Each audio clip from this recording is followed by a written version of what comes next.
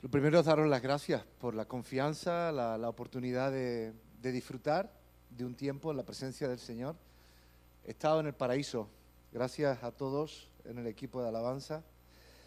Una forma de explicaros sin daros muchos detalles lo que a mí me mueve y me ocupa cotidianamente sería hacer la comparación entre lo que hemos recibido del Señor y a través de no solamente unas voces o unas canciones, sino de la integridad del ser. Lina nos animaba a movernos.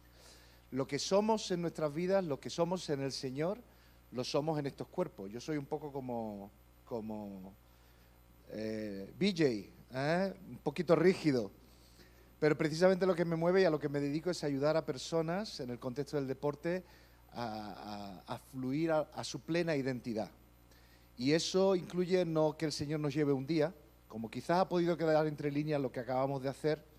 Estamos aquí en un mundo roto, con muchas expectativas de lo que será nuestra presencia con el Señor por la eternidad, pero el Señor nos tiene aquí y nos tiene en nuestros cuerpos. Así que si me invitáis otra vez, a lo mejor en vez de estar aquí, os desafío a que hagamos alguna cosa ahí fuera en esas instalaciones deportivas. Porque lo que hacemos cuando disfrutamos o cuando exponemos nuestra falta de estar en forma, nuestro sufrimiento con la injusticia, cuando jugamos, simplemente jugamos juntos, también es una forma de adoración. Y es algo que la Iglesia en general tiene muy abandonado. Vivimos una expresión preciosa de adoración aquí, en la comunión, exponiéndonos a la alabanza, pero nos cuesta trasladar eso al día a día y en un aspecto muy concreto, fuera del mundo anglosajón, por no haber vivido la reforma como se vivió allí, nos cuesta vivirlo en el contexto del deporte, del juego, de la interacción. Así que si queréis que os rete un poquito ahí, podríamos hacer otra más adelante. Yo me voy a salir un poco de la... Yo no sé si luego me voy a ganar una regañina, pero como hijo de obrero y de pastor, yo nací en el patio de una iglesia. Hace 53 años, literalmente, mi mamá vivió un día de los dolores, porque tuvo un niño de 4,5 kilos. El médico no estaba, así que el que vino a casa a ayudarla fue el veterinario.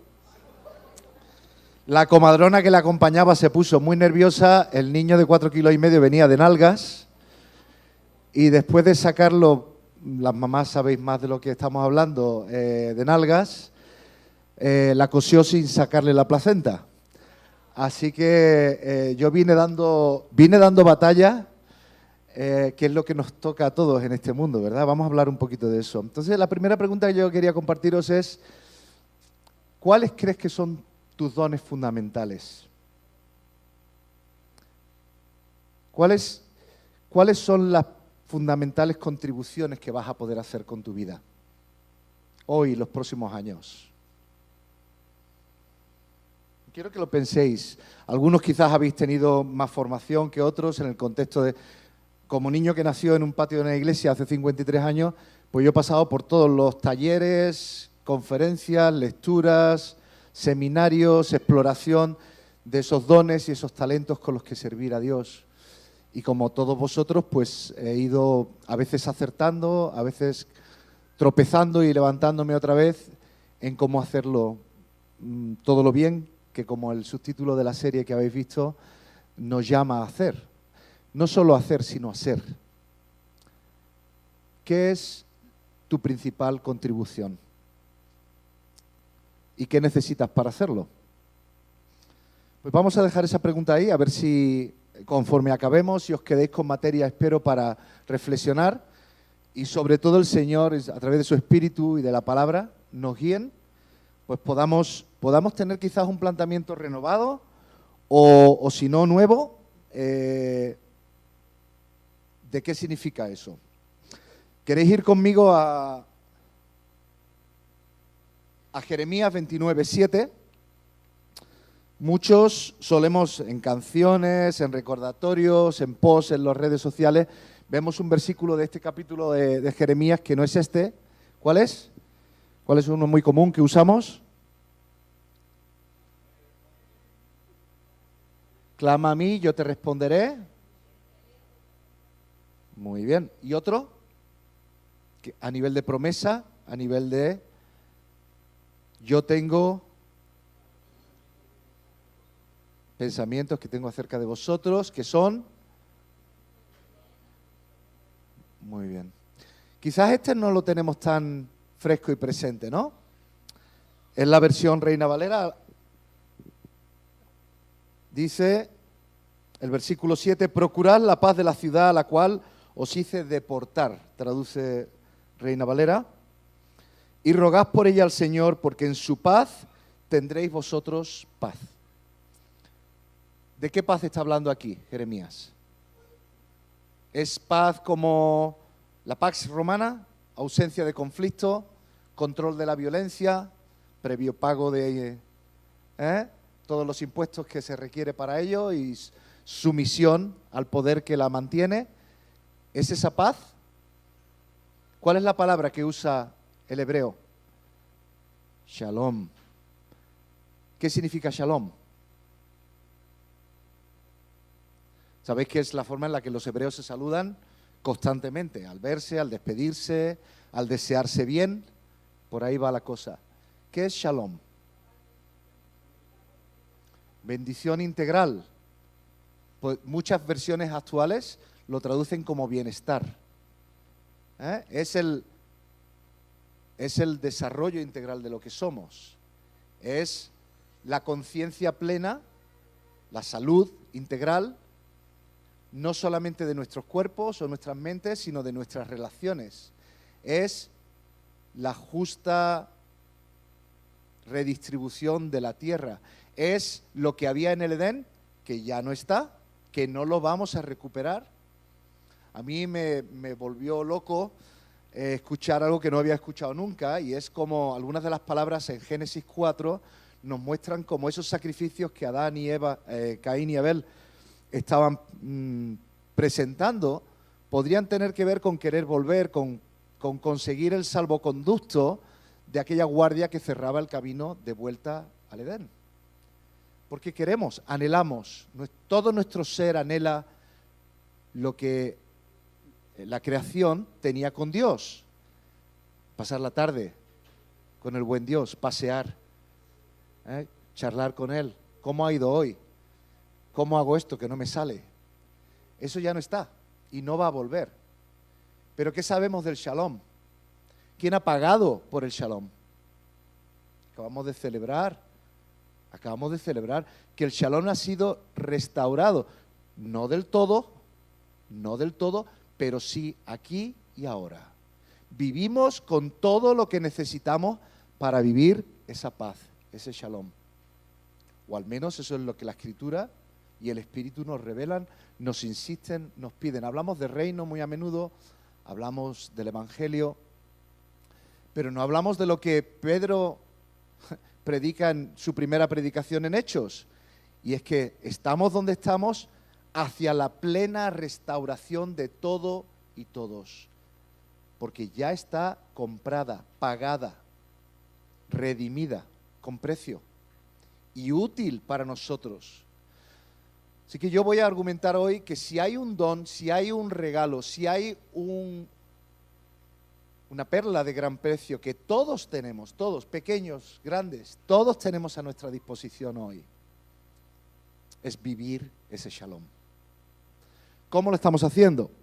Y quizás una pregunta antes de ir al cómo, que nos gusta ir al cómo, sobre todo a los americanos les gusta eso de hacer las listas. Vamos a ir allí, vamos a ir a algunas soluciones prácticas. Pero antes de eso, ese Shalom, ¿cómo está ahora? Aunque haya estado comprado por Cristo. Si queréis ir conmigo a un salmo, Elina, ese salmo no se va a cantar aquí seguro.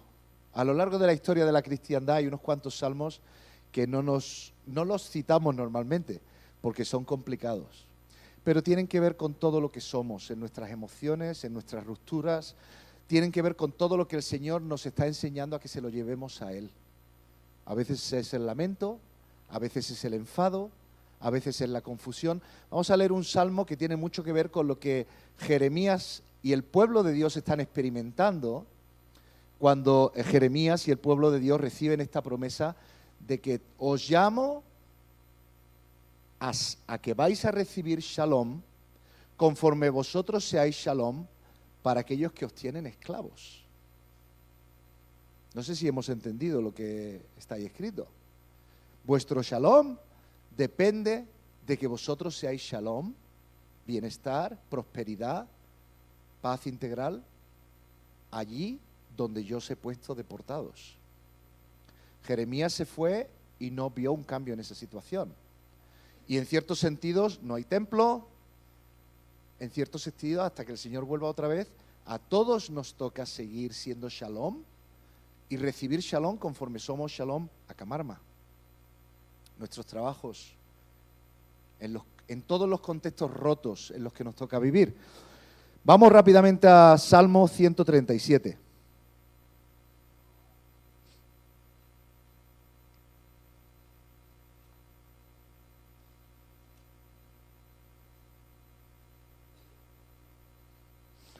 Sí que hemos escuchado canciones del comienzo del Salmo, ¿no? Los ríos de Babilonia, ¿sí? ¿Alguno puede recordarlo? Últimamente, con todo este tema de cantar canciones de ayer, ha vuelto a salir incluso con nuevas versiones, ¿no? Dice, junto a los ríos de Babilonia allí nos sentábamos y llorábamos, acordándonos de Sión. Sobre los sauces en medio de ella colgamos nuestras arpas. Y los que nos habían llevado cautivos nos pedían cánticos. A los babilonios les gustaban los dones de los judíos. Les inspiraban, les movían las canciones de su intimidad, de su fe. Sin embargo, los israelitas habían colgado las arpas de los sauces. ¿Sabéis cómo es un sauce, no? Llorón, en su tristeza. Los que nos habían desolado nos pedían alegría y decían, cantadnos algunos de los cánticos de Sión. ¿Cómo cantaremos un cántico del Señor en tierra de extraños? Si me olvido de ti, Jerusalén, pierda mi diestra su destreza. Mi lengua se pegue a mi paladar. Si de ti no me acuerdo, si no enaltezco a Jerusalén como preferente asunto de mi alegría, Señor, recuerda a los hijos de Edom que en el día de la caída de Jerusalén decían, arrasadla, arrasadla hasta los cimientos. Hija de Babilonia la desolada, dichoso el que te dé el pago de lo que tú nos hiciste. Dichoso el que tome tus niños y los estrelle contra las peñas. Ahí se acaba el salmo. No hay punto y aparte. Algunos salmos después de un punto así, al menos vuelven a Éxodo, al buen padre. Este salmo se acaba ahí. Porque esto es lo que le pedía el corazón al pueblo de Israel. En medio del abuso, en medio de la confusión, en medio de la desesperanza, en medio de la vergüenza. ¿Cómo vamos a usar nuestra? Dice, ojalá mi diestra, ojalá mi capacidad de hacer dones perdiera su integridad. ¿Cómo le voy a dar lo del Señor a estos?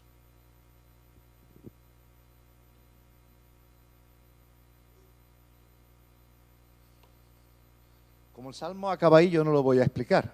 Así que nos vamos a Miqueas mejor. ¿Tenéis Miqueas? ¿Tenéis vuestras Biblias? Miqueas 6.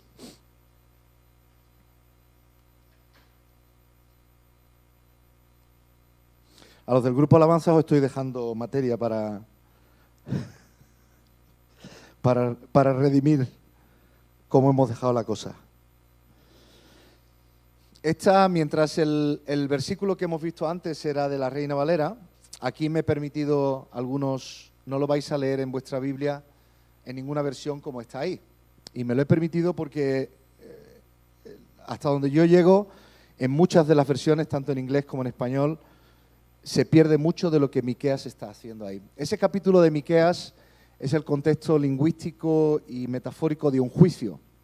Dios está llevando a juicio a los líderes de su pueblo, al propio pueblo. Incluso el propio Miqueas se ve como parte de ello. Y mientras es un capítulo que empieza con un tono cariñoso, como el de un padre que regaña a sus hijos y habla de hijitos, en la resolución, en esta parte, empieza con la palabra Adam, humanos. ¿No sabéis esto porque sois de mi pueblo? Vosotros, humanos.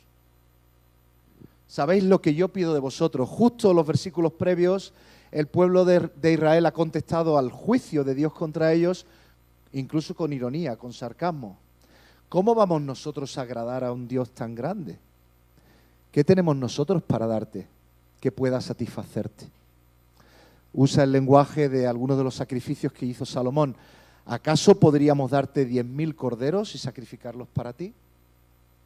¿Acaso 10.000 litros de aceite podríamos? ¿Qué tengo yo? ¿Qué tiene la comunidad cristiana de Camarma para satisfacer al Dios Todopoderoso? Y esta es la respuesta de Dios mismo a través de la boca de Miqueas. Dice, humanos, no porque tenéis certificado evangélico de partida bautismal, sino porque sois parte de mi creación. O sea que eso incluye a los que están fuera también. Humanos, el Señor os ha declarado lo que es bueno, todo lo que pide el Dios Todopoderoso de vosotros.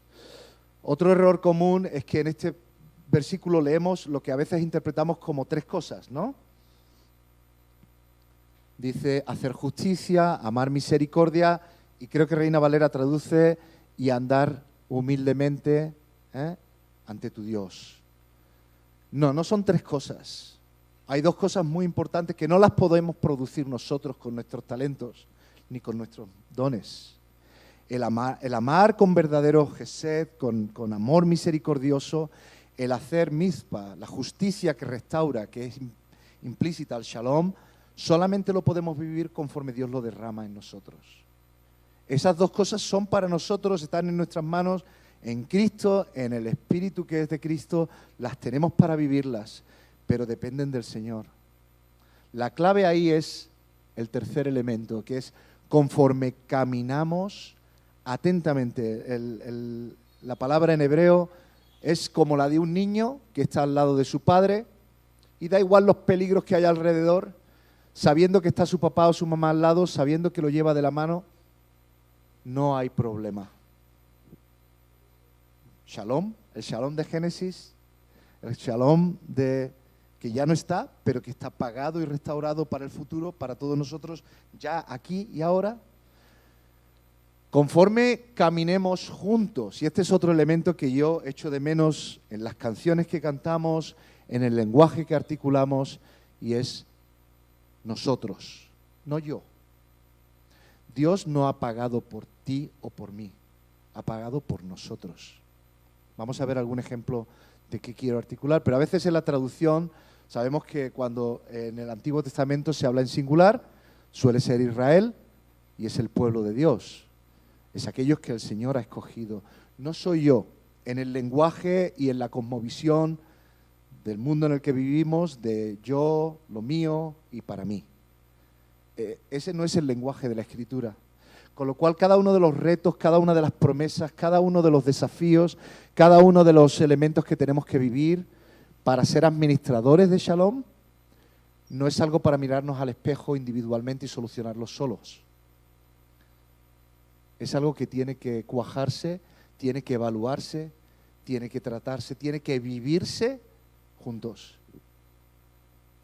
Humanos, el Señor ha declarado lo que es bueno, todo lo que pide el Dios Todopoderoso de vosotros. Ya lo sabemos, ya lo sabemos. No juguemos al Señor, ¿cuáles son mis dones? Señor, ¿cómo puedo descubrir cómo puedo ser útil para ti, para el reino? Ya lo sabemos. Porque la sabiduría concreta no va a venir. Yo trabajo con muchos deportistas para ayudarles, a veces en cosas muy concretas, a veces en cosas muy obvias y comunes que les cuestan, detección de talento, el trabajo en sus retos concretos del deporte. Muchas veces las respuestas que tienen no están dentro de ellos, están en su contexto. La respuesta es la claridad de lo que necesitan, el ánimo, el compañerismo, la contabilidad para hacerlo, la tenemos en casa, la tenemos con los papás, la tenemos con los hermanos, la tenemos con los compañeros del trabajo, la tenemos con el cónyuge. El Señor lo está revelando a través de quien te conoce bien, quien sabe de qué pie cojeas. Así que la respuesta de vivir la misericordia y la justicia que Dios va a derramar a través de nosotros, tiene que ver con que andemos con el Señor, pero lo hagamos juntos. Lo hagamos juntos. Y atentamente, obediente, humilde y atentamente delante de Él. Pensando en algunos pasajes que pudieran ayudar a nuestra imaginación, como la de Miqueas, como la de Jeremías. Esa imaginación profética que nos tiene que ayudar pero ¿cómo vivimos ese shalom aquí en Camarma? ¿Vale? Estoy tentado a contaros muchas batallitas del tema del deporte, pero la mayoría nos servirían. Como buen coach, me enseñan que cada uno tenemos nuestras propias respuestas, porque cada uno tenemos nuestros propios contextos. Así que he escogido 4 pasajes. Uno es 1 Tesalonicenses 2:8. No vamos a ir a hacer exégesis de ellos. Van a quedar ahí, si queréis anotarlos ahora. Algunos quizás recordáis qué le pasó a Pablo en Tesalónica. Tesalónica es uno de los contextos en los que Pablo pasó menos tiempo. Mientras hay iglesias como Corinto, que estuvo años de fatigas, de pelea, de entrenamiento, de ir y de volver. En Tesalónica entendemos que fueron semanas, como esta semana que habéis estado con el equipo de béisbol aquí, y la gente del pueblo, las familias, pero semanas intensas como la de esta semana. Y de hecho Pablo, algo que sorprende en este pasaje del 2º capítulo de 1 de Tesalónica, es que Pablo se despide de ellos con un lenguaje de intimidad profundo. Yo he sido madre, he sido padre para vosotros. El lenguaje no es de una persona que ha quedado a hacer una reunión o un seminario o una conferencia. Seguramente Pablo pasó muchas tardes, noches largas juntos. Seguramente hubo fiestas. Seguramente hubo situaciones en las que tuvo que ser el que nutre y el que disciplina. Y eso en nuestro mundo hoy nos cuesta mucho trabajo. Estamos muy lejanos, muy distantes, muy ocupados. Y no hay ese acelerador de la intencionalidad, del cuidado, del tiempo compartido. Pablo muestra en Tesalónica que no hace falta una década o 3 o 5 para poner patas arriba y empezar a encaminar a una familia en Cristo, a una comunidad. Pero sí hace falta intencionalidad, tiempo, dedicación y hacer vida. A mí me gusta mucho jugar con esa dualidad de viviendo a Jesús y compartiendo vida. He crecido, como muchos de vosotros, en un contexto en el que el Evangelio a veces, intencionalmente o no, se resume intelectualmente a vivir, a compartir el Evangelio, al revés de cómo está puesto ahí. Tenemos que compartir a Jesús, como si fuera un mensaje racional, como si fuera... Yo he crecido como parte de hijo de misionero con Ágape, con Campus Crusade, las mismas siglas que la de esta iglesia, las 4 leyes, ¿no? Encapsular en una fórmula racional lo que no puede ser encapsulado. Porque Jesús no es para un mensaje intelectual. Hay una parte que tenemos que aprender a hacer bien y tenemos que aprender a articularla donde hace falta, desde distintos puntos. Arrancar desde el juicio, arrancar desde el amor, arrancar desde el futuro eterno. Pero Jesús es... ¿Quién es Jesús? El sentido y propósito de este mundo, del universo y de nuestras propias vidas. Y Jesús es para vivirlo. Y eso fue lo que hizo Pablo en Tesalónica. Vivió a Jesús. Y en el contexto de vivir a Jesús, lo hizo compartiendo vida, jugando al béisbol, tomándose algo en la terraza, cocinando juntos, ayudando a la gente en sus faenas. ¿Estamos viviendo a Jesús en el contexto de compartir vida con nuestros vecinos? ¿Con esos que a veces el cuerpo nos pide que sus hijos fueran estrellados contra las peñas?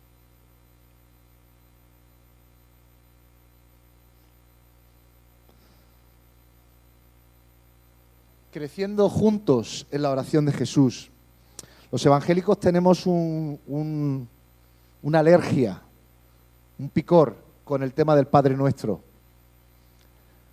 Yo lo he llamado ahí la oración de Jesús. Escuchamos Padre Nuestro y nos ponemos muy tensos, ¿no? Si BJ, igual estoy aquí predicando al monaguillo y vosotros lo tenéis claro, pero si BJ hubiera usado el Padre Nuestro para hacer parte de lo que hemos hecho con la comunión, ¿alguno se habría sentido incómodo? Muchos en este país han crecido memorizando obligados en sus colegios católicos el Padre Nuestro, como han tenido que recitar el Ave María o cualquier otra oración formulada, obligada desde la Iglesia Católica. Pero el Padre Nuestro es la oración de Jesús. No sé si ahora podéis recordar que cuando Lucas, está en Mateo y en Lucas, cuando Lucas nos presenta la oración de Jesús, lo hace a través de sus discípulos que van a decir, Maestro, enséñanos a orar como tú lo haces. Y el preámbulo de eso es que le han visto con Elías y con Moisés.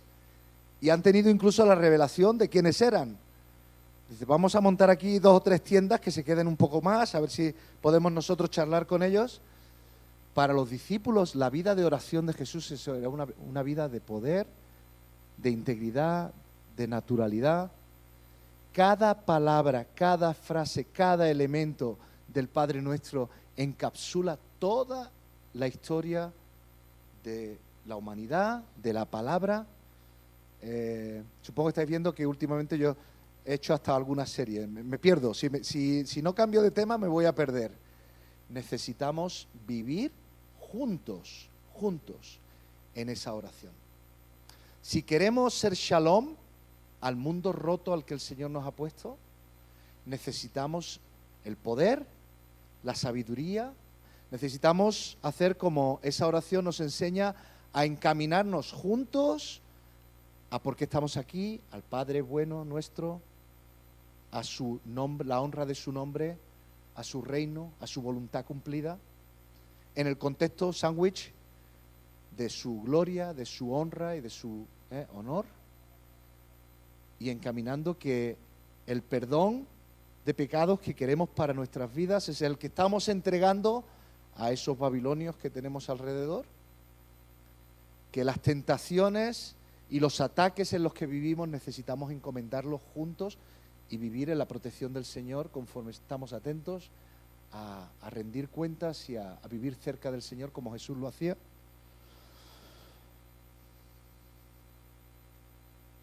Avanzando el reino. Me encanta Mateo 8. Capítulo 7 de Mateo termina con el pueblo diciendo que reconocen una autoridad en Jesús que no ven en los maestros de la ley. Los maestros de la ley los vemos como en las caricaturas, como los maestros de la ley son BJ, el reverendo Anderson, yo y algunos más que aquí seréis profesores, ¿vale? Eso somos nosotros. Y el pueblo ve en Jesús una autoridad y un poder, le han visto sentado enseñando. Pero el capítulo 8 de Mateo muestra a un Jesús que baja, si me permitís la metáfora, en un caballo blanco con una espada que se llama amor, verdad, justicia y esperanza.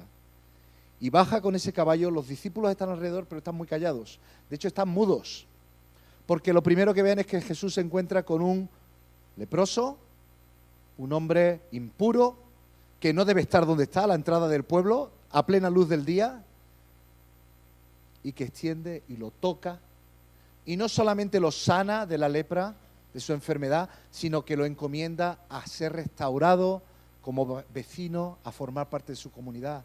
Siguiente encuentro que nos encamina Mateo en ese día muy intenso de bajar de la montaña, es un centurión romano, representante del poder que oprime. ¿Y qué ocurre? Único pasaje en los evangelios en Mateo, junto con el de la mujer sirofenicia en el capítulo 15, el poder de Dios para sanar a aquella persona, un sirviente, ningún valor cultural, posiblemente enfermo, quizás inválido, es sanado en ese mismo momento, en ese mismo lugar, a distancia, a través de la fe del centurión. Como en una película, los que os gustan los planos, toda la atención ha estado entre la conversación entre el centurión y Jesús, y de repente se gira de Jesús a los discípulos que han estado callados porque están indignados, no entienden lo que está ocurriendo. y les dice: no he encontrado en Israel una fe como la de este hombre. Lo que estás pidiendo en este momento ha ocurrido. La jornada termina con un Jesús que va a descansar a casa de Pedro, en el cual está su madre, impedida para servir, y conforme Jesús la sana, automáticamente salta llena de alegría y se pone a servirles. ¿Cómo acaba esa escena? Con los discípulos y todos los vecinos trayéndole a todos los endemoniados a Jesús para que los sane. No sabemos lo que le pasaba a la suegra de Pedro. Enlistar todas las enfermedades que nos impiden servir hoy día. Pero lo cierto es que ese Jesús que baja de la montaña pone patas arriba todo. Las vidas, las relaciones, la propiedad de la tierra, la identidad, la familia, las enfermedades emocionales, espirituales. Y nosotros como discípulos estamos con la mandíbula desencajada, abochornados, avergonzados de a qué personas Él toca, a qué personas Él sana, a qué personas Él restaura, porque no entran dentro de la ecuación de nuestra religiosidad. No caben. Sin embargo, Jesús dice: a otros como este, del sur, del norte, del este, del oeste, van a sentarse a la mesa a formar parte de la eternidad conmigo. Tenemos que mirar con esos ojos. Tenemos que aprender a ser más como Jesús. No vamos a poder ser Jesús, pero tenemos que aprender. Pues los discípulos acabaron haciéndolo. Les costó mucho. Entregaron sus vidas para ello. Nosotros tenemos que aprender a disfrutar del camino en el cual Jesús, con la espada de Jesús, no solamente como hacían cuando empezaban y decía: en tu nombre hemos echado demonios, hemos sanado personas. Y Jesús le dice: tened cuidado, porque he visto a Satanás caer como un rayo sobre vosotros.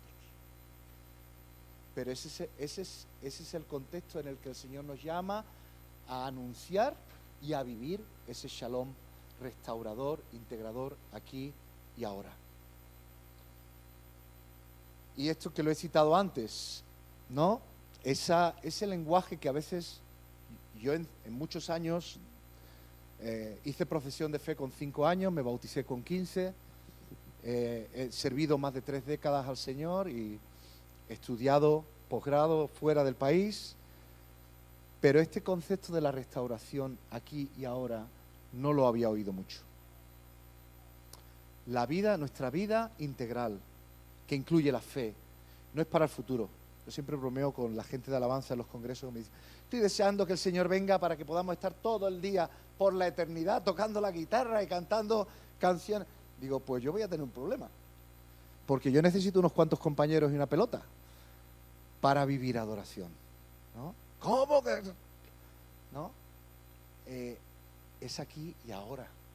Es aquí y ahora, en el contexto de cómo Dios te ha hecho, en el cuerpo, en la mente, cómo Dios te ha puesto en el contexto de una familia, una comunidad, con valor eterno, aquí y ahora. Mucho más por venir, mucho más por venir. Vamos a disfrutar todos de una expresión perfecta de adoración. Posiblemente incluirá la música, claro que sí, pero posiblemente otras cosas de las que el Señor nos ha dado, ¿no? Si el Señor te ha dado la capacidad de fluir, de crecer, de expresarte cuando juegas a la pelota, cuando bailas, cuando cantas, cuando expresas con tu capacidad oral, todo eso es del Señor. Y el Señor ha pagado para que esté restaurado aquí y ahora. Y Pedro lo deja muy claro en ese sermón de Hechos 3, de que estamos anhelando que el Señor vuelva para la restauración plena, pero la restauración que es en su shalom, pagado con su sangre, levantado en la resurrección, confirmado a través de nosotros como parte de ese salón de la fama, salón de la fe, que sigue creciendo para cada generación. Es aquí y ahora. Cuesta trabajo pensar que este mundo va a aguantar muchas más décadas, muchas más generaciones.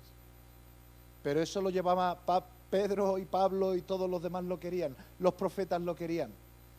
Y la voluntad del Señor es esto mío con vosotros es para aquí y ahora, para esta generación. Esa expresión, pistis Christou,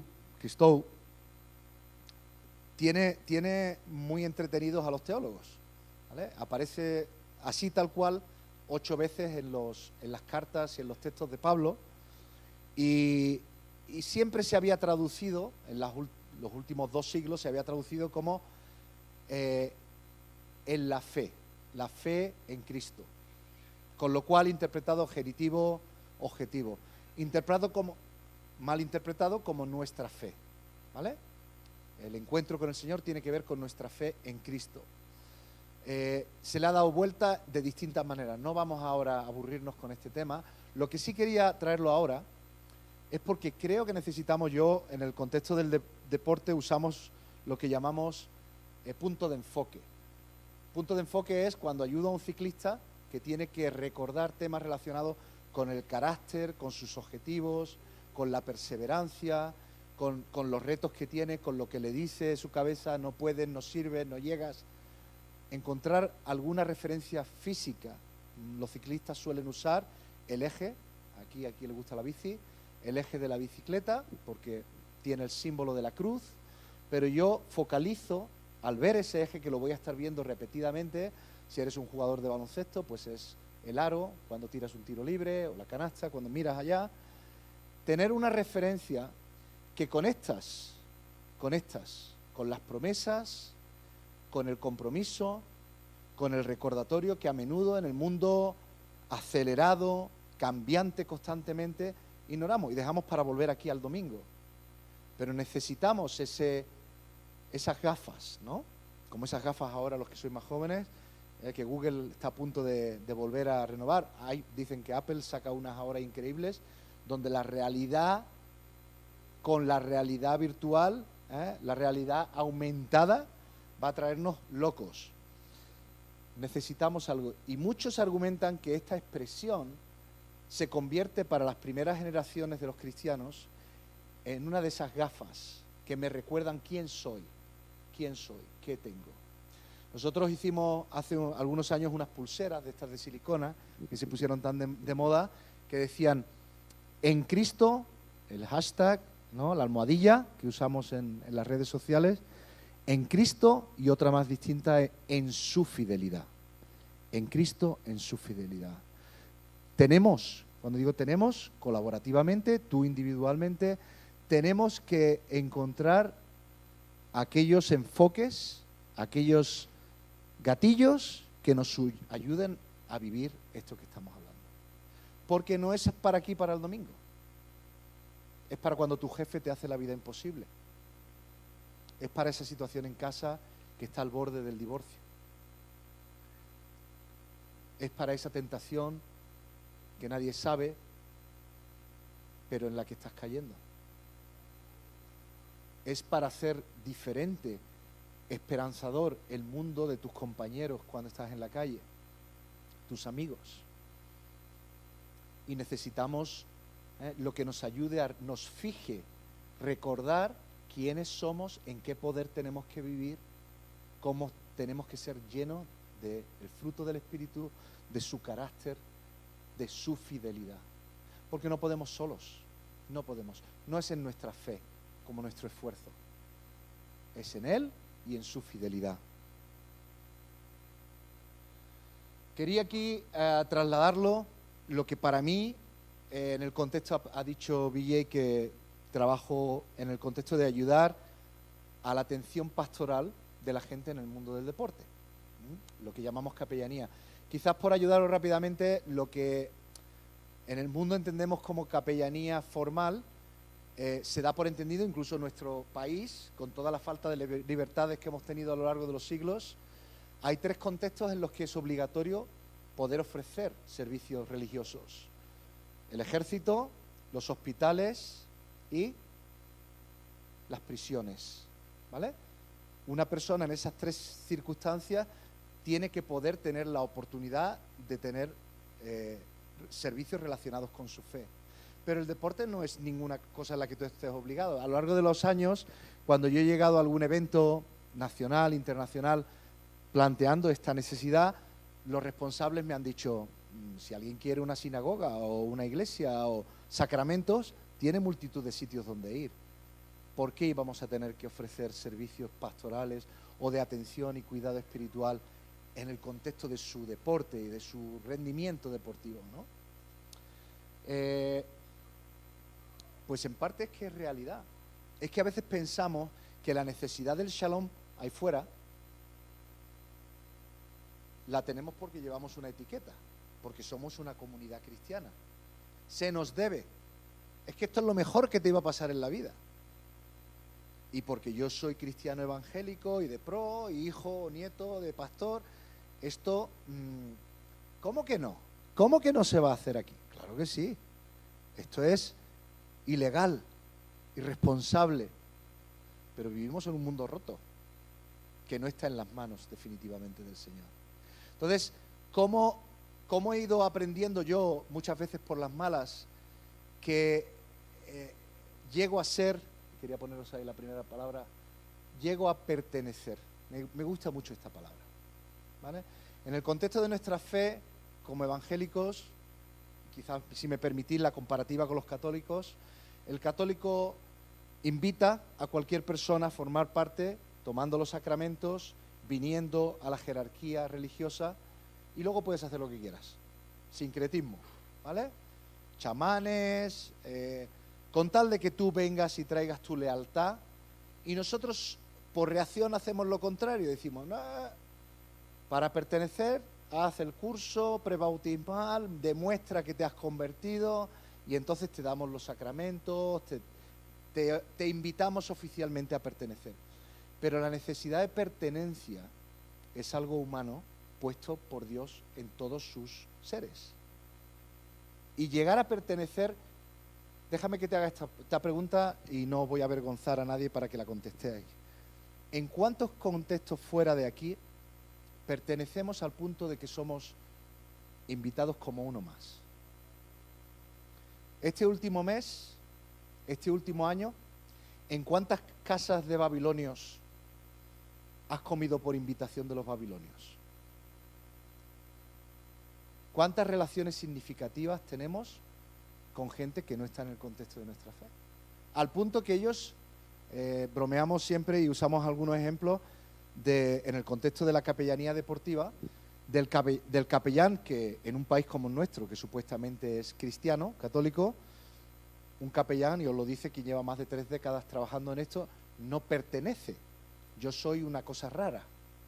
Como soy entrenador deportivo, en el contexto de mi deporte, soy coach, ven ese valor añadido, ven esas cosas.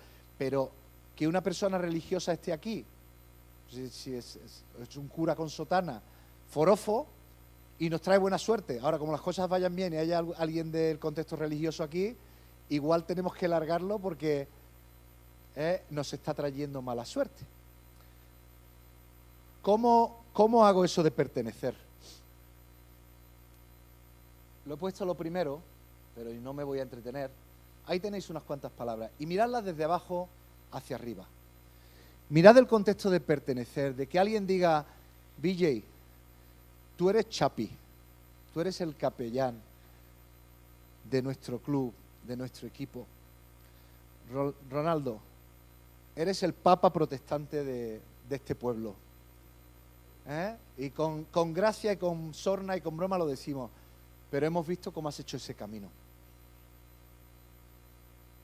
Que somos conocidos, que somos informados, que somos tolerados, que somos entendidos, que somos aceptados, que somos bienvenidos, que se confía en nosotros, que la gente viene a buscarnos en el contexto de lo que podemos traer, que la gente nos recomienda unos a otros, que somos consultados. Como parte de un pueblo, se nos consulta como una comunidad, como personas que traen valor añadido, que somos afirmados y que pertenecemos. No por el edificio, no por la etiqueta de nuestra fe, sino porque hemos hecho ese camino. Y hemos ido andando ese camino de shalom, de forma que la gente entiende lo que significa. No va a dejar de haber resistencia, no va a dejar de haber problemas, no va a dejar de haber un enemigo y sus huestes celestiales poniendo problemas, no vamos a dejar de meter la pata nosotros, pero no podemos pretender que por estatus, por etiquetas, se nos debe lo de ahí arriba. Palos, piedras y agujeros en el progreso del Shalom. Este material lo he requisado, lo he refrito de un taller de un día entero que hacemos con las personas que están como voluntarios haciendo lo que vosotros podríais estar haciendo aquí en Camarga. Y es que formando parte de una iglesia evangélica, mínimo en parejas, nunca solos, ayudan a un club deportivo de la zona donde está. Si aquí hiciéramos un eje geográfico, no solamente en Camarma, sino a lo mejor en los pueblos de alrededor, ¿cuántos clubes deportivos hay? Fútbol, voleibol, baloncesto, karate, ¿cuántas iniciativas vinculadas con el deporte? Seguramente algunos de vosotros como padres, yo tengo 4, habéis tenido o tenéis a vuestros hijos entrenando, oyendo a jugar y echando vuestra hora allí aburrido, ¿cuándo se va a acabar esto? ¿Qué diferencia del lugar de estar allí sentados esperando que acabe el entrenamiento, poder formar parte de lo que está ocurriendo allí, como en esa escalera que hemos visto antes? Yo estoy orando en mi corazón, en mi cabeza, estoy presente, ahora vamos a ver algunos de esos elementos, estoy ayudando como un creyente como tú, da igual cuánto tiempo llevas, en el poder del Espíritu Santo y como mediador, como persona que escucha, como persona que cuida, como persona que tiene un interés genuino, no condicionado. Hay muy poquitas personas que puedan traer el valor añadido a cualquier contexto. Yo estoy vendiendo el tema deportivo, si lo hace con genuina intencionalidad y honestidad. Sin agenda. ¿Cuáles son el problema? Pues que a veces tenemos agendas y queremos sacar rápidamente. Es que esto lo estoy haciendo para que vengas al Evangelio. Es que déjame que te cuento lo que necesitas para vivir de forma plena y genuina. Inestabilidad, los cambios. Se nos hace, toda la vida ayudando a iglesias, la gente te pregunta, ¿pero esto cuánto tiempo lo tenemos que hacer y cuánto dinero tenemos que gastar en ello para que nos salga productivo? ¿Cuánta gente se va a convertir? ¿Cuánta gente se va a bautizar? ¿Y cuánto va a tardar en ocurrir?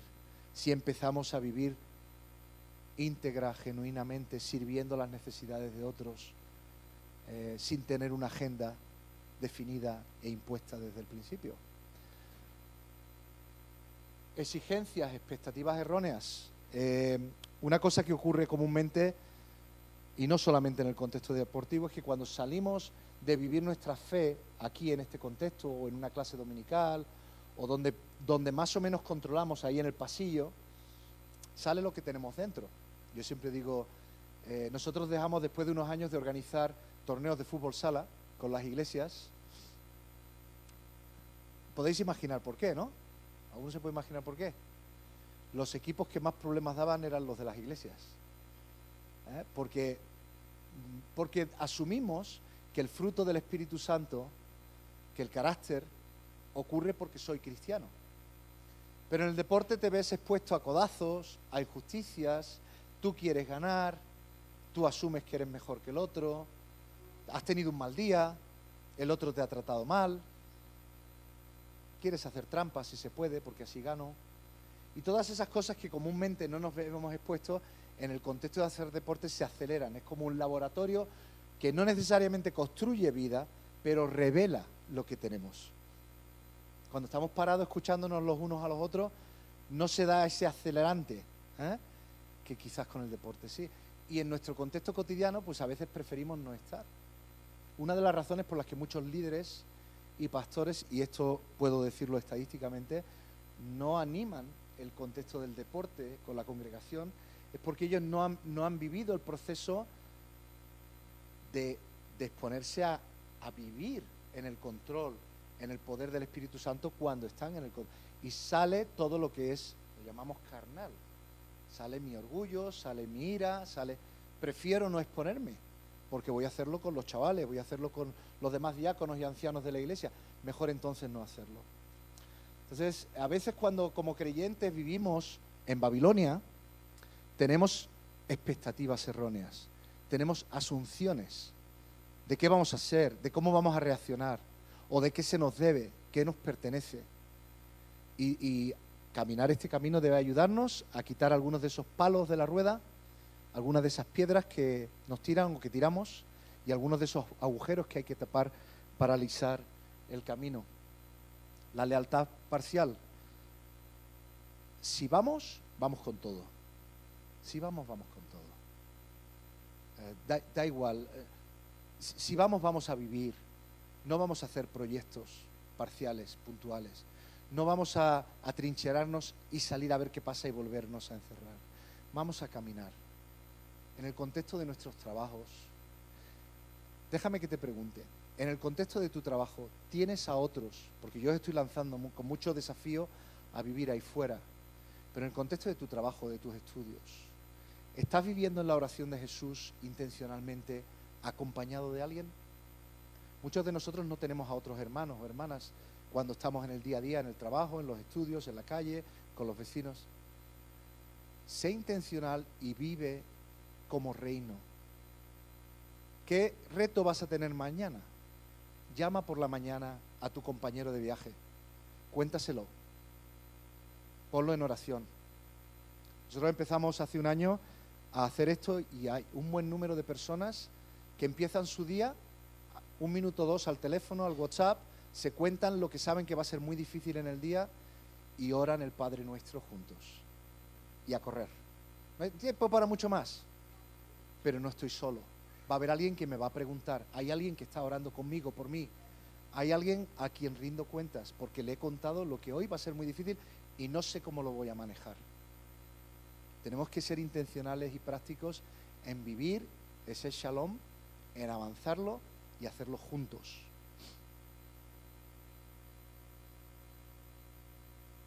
Avanzando, bueno, ahí hay 6 elementos, que algunos ya lo he repetido numerosas veces, como este de ir juntos, de estar visibles. ¿Cómo vamos a ser ni siquiera tolerados si no estamos presentes, no estamos visibles?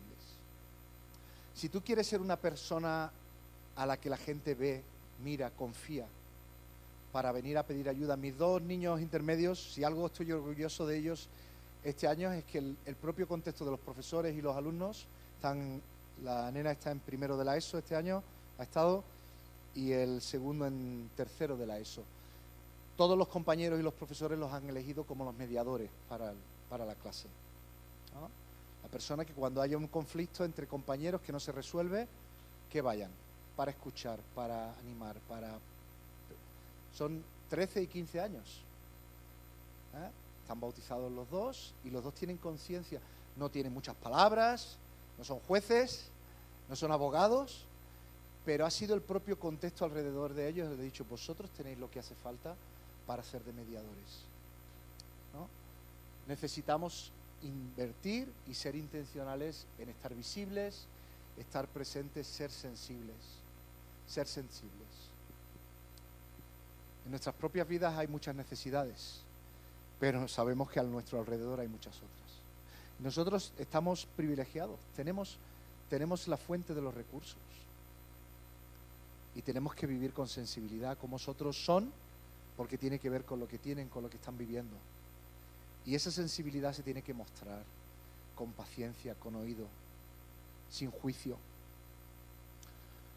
Humildes, pacientes. Bueno, de aquí creo que no tengo que ilustrar nada, pero sí ese último de añadir valor. A mí me ha servido mucho desde el principio de mi ministerio, que casi siempre ha sido en ese contexto misional, donde no hay muchos otros como yo. ¿Por qué soy yo significativo para las vidas de otros entrenadores, jugadores de baloncesto, ejecutivos, un campeonato del mundo, una olimpiada? ¿Qué aporto yo? Sí, tengo a Cristo, pero ¿cómo añado valor a necesidades sentidas de las personas con las que estoy? Una buena pregunta para hacer las personas con las que nos relacionamos.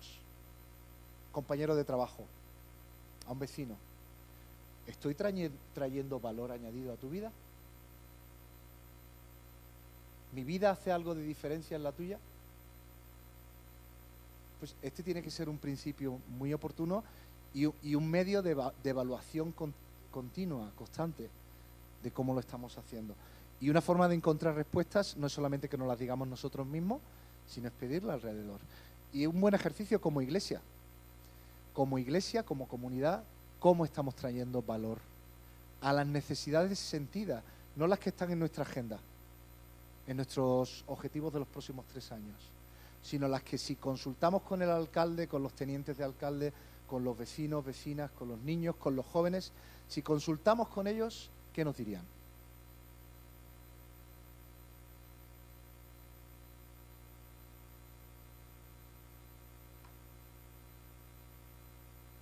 Procurad, nos ponemos de pie y acabamos, ¿parece bien? Si queréis, nos ponemos en pie y lo leemos esto juntos, cambiamos paz por shalom. Procuremos el shalom de la ciudad a la cual y roguemos por ella al Señor, porque en su shalom tendremos nosotros paz.